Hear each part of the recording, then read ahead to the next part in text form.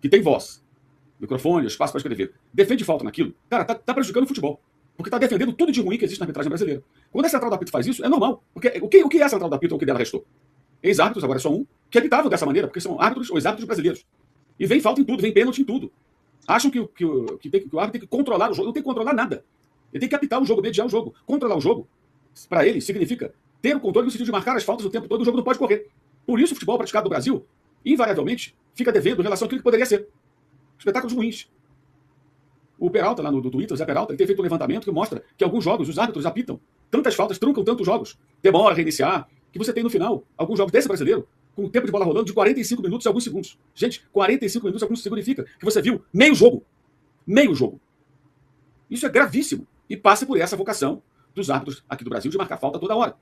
Podemos lembrar que no passado já surgiram alguns árbitros diferentes que rapidamente são engolidos pelo sistema. Quando surge um árbitro que deixa o jogo correr um pouco mais, daqui a pouco ele muda. O Voaden acho que é o principal exemplo. Quando ele surge lá atrás, quantos anos, ele lembra quantos anos? Pô, esse árbitro gaúcho aí não marca falta não, que interessante e tal, o jogo corre mais. Parece árbitro europeu, inglês. De repente, alemão, né, francês, começou a marcar falta também. Porque a central da apito afeta também. Quando comentarista de arbitragem fala numa transmissão em 3 canais, uma TV aberta, uma TV fechada e um canal no YouTube, e a voz dele entra em todos, não a voz diretamente, mas o que ele pensa, que aquilo foi falta, várias pessoas vão repetir que foi falta, especialmente quem não gosta do time que fez o gol. E hoje, mais do que nunca, o Flamengo é o time a ser batido. Então é um time que cada vez mais vai gerar reação de que não é Flamengo. E aí você tem também quem quer engajar. Tem quem não entende nada de futebol, quem quer ver falta em tudo, como esses árbitros não entendem de futebol. Eles não sabem o que é o jogo de futebol. Eles decoram a regra, mas não sabem executar porque desconhecem o jogo. Eles não gostam do jogo. Essa é a minha interpretação. Então ali é o trabalho que eles escolheram e que deram para eles fazer. Então quem não consegue entender o que é um jogo de futebol e sua dinâmica, concorda com essa coisa tacanha. E quem quer engajar, opa, oportunidade de atacar esse time que é a bola da vez. Que vai ter muita gente vindo junto comigo, vamos engajar aqui. E fazem isso também. Óbvio que fazem isso. Ainda mais porque está na onda da vilanização rubro-negra, como diz o André. Então o que aconteceu ontem foi isso. A bola passa pelo Matheus Martins e os botafoguenses deveriam questionar por que ele não dominou a bola. Por que ele não conseguiu nem relar a bola? A bola passou por ele. E aí, quando a bola passa por ele, tem um choque dele com o Vitão. Ele está em movimento, o Vitão está em movimento, a bola passa e aí tem um choque. A bola já passou. A jogada segue. Lance normal. Como normal foi a disputa do Barbosa com o Royal. Logo depois, dentro da área, o Royal ficou pedindo pênalti. Foi nada. Os dois ali, braço com braço ali, disputando espaço, dois caras fortes. Caiu no chão o Royal e ficou com o bracinho levantado pedindo. Foi nada. Se desse pênalti ali, seria ridículo. Mas em alguns momentos, em vários momentos, já vimos aquele tipo de jogada ser transformado em pênalti. Agora, mais grave do que isso foi o braço na cara do Plata, logo no começo, desferido pelo Bastos, que só deu cartão amarelo. E há uma recomendação do Campeonato Carioca para que o VAR não fique entrando em ação a todo instante. Foi o que ele fez. Não interveio no lance do Bastos, não interveio no lance do gol. Entenderam que é a decisão de campo que prevalece. Porque são interpretativas e ele só iria entrar em ação se fosse algo muito claro ou algo indiscutível, como uma falta fora da área, a bola da mão, algo assim que seria. Não, isso foi muito claro, o árbitro não percebeu. O impedimento, né? Aí eles entram em ação. Deixou o jogo ser apitado. Então reclamar disso é grave, porque cria uma falsa narrativa, estamos na era das falsas narrativas, que são fabricadas a todo instante, e alimenta essa coisa terrível que é o ex-árbitro de futebol, depois de tanto mal fazer ao jogo, com uma maneira de apitar que amarra a partida, tem espaço para ficar falando esse tipo de coisa. E aí as pessoas repetem isso. Pode ser conveniente para elas, menos para o futebol. Gente, em lugar nenhum do mundo estaria se discutindo isso. Agora, a expulsão do Carrascal no jogo contra o Corinthians, no Supercopa, foi correta. Como seria correta a expulsão do Bastos. Largou o cotovelo, veio com o braço, com o cotovelo apontado. Pá! Claramente, aquilo é maneira de disputar uma bola. E na sequência também teve uma entrada dura do Barbosa, no Bruno Henrique, na mesma jogada. E no final, o Natan, que tinha acabado de entrar, o menino, chutou o Luiz Araújo, bola, tudo na bandeirinha de escanteio. Deu uma bicuda, chutou todo mundo. Acertou a bola, mas chutou o jogador também e foi de propósito. E o juiz terminou o jogo ali também, porque ele não tinha muito o que fazer. Então, é terrível isso aí, cara. Terrível. Vamos discutir o quê? Discutir falta num lance desse? Até de sacanagem, gente. Pelo amor de Deus, né? Pelo amor de Deus. Pelo amor de Deus. E além disso, tem mais. Tem mais. Vou falar rapidamente sobre isso. Dizer que o Flamengo é um clube populista, populismo, é uma palavra utilizada em tom pejorativo, tá? Quando as pessoas falam, aquele cara é um populista, político populista, tá? É um termo que passa uma ideia de que é um político demagogo, é um demagogo, né? Então, quando alguém fala que o Flamengo é populista, está falando uma besteira muito grande.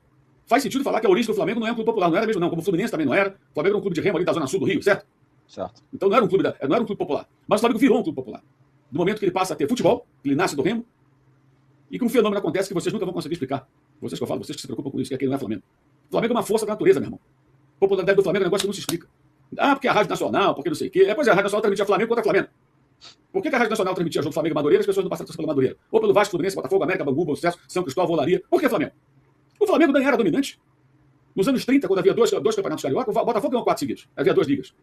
Nos anos 40, o Flamengo tem um tricampeonato, mas o grande time daquela virada de século, da metade do século, é o Expresso da Vitória do Vasco, base da seleção de 50 junto com o São Paulo. Ou estou errado? Por que as pessoas não viraram o Vasco? Muitas viraram o Vasco, mas por que não mais Vasco do que o Flamengo? Depois, o Fluminense tem o time do Zé Moreira, campeão, o time da goleada de 1-0, né? E mais adiante, o Botafogo tem o time do Garrincha, Nilton Santos, Didi, cara, os campeões de 58 e 62. Por que as pessoas não viraram no Botafogo, viraram no Flamengo? Bora pensar. O Flamengo teve grandes jogadores, inclusive na Copa de 58. O Joel Dida era os titulares que perderam a posição para Pelé e para Garrincha, para dois gênios. Mas eram excepcionais jogadores. O Zagallo era do Flamengo. Então, por que não ficaram equilibradas essas torcidas? Sabe, crescendo, já que era a Rádio Nacional transmitindo o futebol carioca. Não tem explicação. Não tem explicação. Aí, nos anos 60, o Flamengo ganhou o título carioca em 63, em 65, perde pro Bangu, aquele jogo esquisito, na briga do Almir em 66, só vai ganhar o campeonato em 72. E o Botafogo é bicampeão, em 67, 68. Tempos em que o campeonato carioca, a Taça Guanabara, valeu muito. E o Flamengo continuou sendo uma torcida. No início dos anos 70, havia o Torneio do Povo. Quem jogava era o Flamengo, porque era um time de uma torcida no Rio de Janeiro. E chegou a ganhar o Torneio do Povo. Flamengo, Corinthians, Atlético Mineiro, por aí vai, né? Internacional, eram considerados os times de maiores torcidas nos seus estados. Aí depois vem a Era Zico, aí dispara mais ainda a torcida, com muitas vitórias, como a do São Paulo cresceu muito na Era Tele Santana, como a do Palmeiras está crescendo nesse momento com toda certeza, né? Aí, mesma coisa, vamos falar do Corinthians. O que explica o Corinthians continuar sendo a maior torcida de São Paulo 23 anos sem ganhar nada? 53 a 77. 54 a 77, 23 anos. Continuou sendo a maior torcida de São Paulo do Corinthians. O que explica? Não explica. Porque é assim, cara. Por que o Schalke 04 tem uma torcida que é uma das maiores, se não a maior da Alemanha, é o time que está amarrado na segunda divisão? Não explica. Não é? É o rival do Borussia Dortmund. É isso, gente. Acabou. Ponto final. Esquece. Mas não, aí, como foi dito aí na entrevista, eu vou nem citar. Quem quiser que procure. Chamar o Flamengo de populista, palavra inadequada, a partir de uma pessoa que eu considero uma pessoa inteligente, acho lamentável. Profundamente lamentável. Enfim, como eu falei, por que eu estou falando isso agora? Falar mal do Flamengo engaja. Criar narrativas de que o Flamengo é o vilão, é o malvadão de fato, e não apenas uma brincadeira dos torcedores, engaja. Inventar uma falta num gol do Flamengo, engaja. Então tem duas camadas aí. A camada dos que não conseguem entender o que é o jogo, não entendem o que é o jogo. Estou falando sério. Pessoas que vivem no futebol e não entendem a dinâmica de um jogo de futebol. Entendem que tudo é falta, tudo é pênalti, como esses árbitros. Esses ou não entendem ou fazem porque é conveniente. Você amarra o jogo, você controla o jogo. O jogo é meu. É o jogo pela ótica do árbitro, pela conveniência dele, não pela conveniência do espetáculo. Que é um jogo mais solto, que corre, que é disputado, que tem mais bola rolando, mais lances emocionantes, que a gente gosta de assistir. Não, é a conveniência do árbitro. Vou controlar o jogo, vou amarrar esse negócio aqui para não perder o controle. Ah, mas eu picoto o jogo, paciência. Então tá bom, essas pessoas deveriam elogiar o Daronco, por exemplo. Ser fãs do Daronco. Não tem que ser fã do Memphis Depay ou do Alberto, tem que ser fã do Daronco. Certo? É isso. E uma coisa está amarrada na outra. Porque tem também a camada dos que, oportunidade, não vi o jogo, mas estão dizendo que o Flamengo foi beneficiado. Eu vou nessa. Eu não vi o jogo, hein? Mas vou dizer que o Flamengo foi beneficiado. Isso vai dar engajamento. Se eu sou alguém quase insignificante falando de futebol, porque ninguém leva a sério o que eu falo, porque as opiniões que eu tenho são muito ruins, muito rasas, não tem profundidade, são teses estapafúrdias que eu consigo bolar, né? Porque eu não sou bom falando de futebol, eu vou para o engajamento. Qual é o engajamento que eu vou? Vou nesse caminho.